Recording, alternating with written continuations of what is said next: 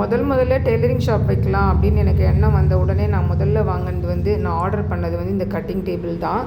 இந்த cutting table பார்க்குறதுக்கு கொஞ்சம் காஸ்ட்லியாக தான் தெரிஞ்சிச்சு. எனக்கு வெளி அனுபவம் அவ்வளோவா இல்லாததுனால நான் போய் முதல்ல இந்த கட்டிங் டேபிளை ஆர்டர் பண்ணிட்டேன். காஸ்ட்லியாக இருந்தாலும் இது வேர்த்து தான். நம்ம இந்த 3 ஷெல்ஃபில் ஆர்டர் வாங்கிக்கிறதுக்கு ஒரு ஷெல்ஃப் வச்சுக்கலாம், அடுத்து தச்சிட்டு இருக்கிறத ஒரு ஷெல்ஃபில் வைக்கலாம், அடுத்தது டெலிவரி கொடுக்குறத இன்னொரு ஷெல்ஃபில் வைக்கலாம், அடுத்தது இந்த ட்ராயரில் நம்மளுக்கு தேவையான முக்கியமான ரெக்கார்ட்ஸ் இதெல்லாம் இந்த ட்ராயரில் வச்சுக்கலாம். அடுத்தது பாருங்கள், இங்கே ஒரு இது மாதிரி ஷெல்ஃப் மாதிரி இருக்குது. இந்த ஷெல்ஃபில் நம்மளுக்கு தேவையான முக்கியமானதெல்லாம் நம்ம வச்சுக்கலாம். இந்த மேலே இருக்கிற இதுக்கு லாக் இருக்குது. இது 12,000 rupees அப்படின்னு சொன்னேன் இல்லையா. தொடக்கத்தில் நம்மளால் இந்த 12,000 rupees பே பண்ண முடியுமா, பேர் பண்ண முடியுமான்னு பார்த்தா அது முடியாதுல்ல. அப்படிப்பட்டவங்களுக்கு பாருங்கள், ஒவ்வொரு ஊர்லேயுமே கண்டிப்பாக இந்த பழைய பொருட்கள் செகண்ட் ஹேண்ட் திங்ஸ் விற்கிற கடைலாம் இருக்குது.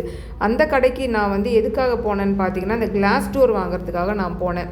அந்த கிளாஸ் டோர் வாங்க போகும்போது தான் எனக்கே தெரிஞ்சிச்சு, எல்லாமே புதுசு மாதிரியே இருக்குது. கட்டிங் டேபிள்ஸ் எல்லாமே ஒரு 5,000-6,000 ரேட் சொன்னாங்க.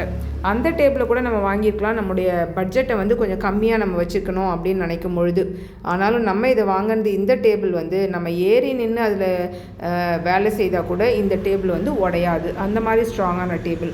உங்களால் இந்த அளவுக்கு பேர் பண்ண முடியாது அப்படின்னு நீங்கள் நினச்சிங்கன்னா, உங்கள் ஊரில் இருக்கிற செகண்ட் ஹேண்ட் ஷாப்புக்கு நீங்கள் போயிட்டு அங்கே புதுசு மாதிரியே தெரியக்கூடிய அந்த கட்டிங் டேபிளும் விற்குது. அதை நீங்கள் யூஸ் பண்ணி உங்களுடைய பட்ஜெட்டுக்குள்ளே நீங்கள் உங்களுடைய கடையை செட்டப் பண்ணலாம்.